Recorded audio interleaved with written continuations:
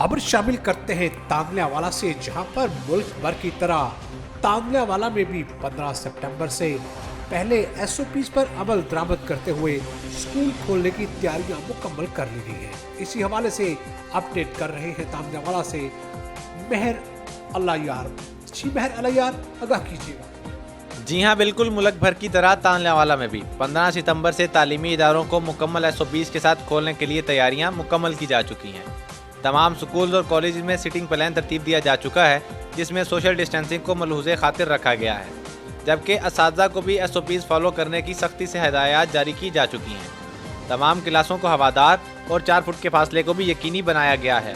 अलबत्ता सबसे अहम मसला ये है कि बच्चों की तादाद सरकारी इदारों में बहुत ज़्यादा, जबकि असातिज़ा की तादाद में कमी है।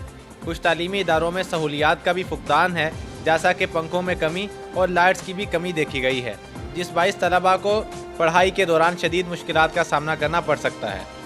इस हवाले से सबसे अहम बात यह है कि तमाम इदारों के सरबराहान स्कूल को मुकम्मल एसओपीज़ के साथ खोलने के लिए तैयार हैं और हालात में बेहतरी के लिए पुरुम्मीद भी।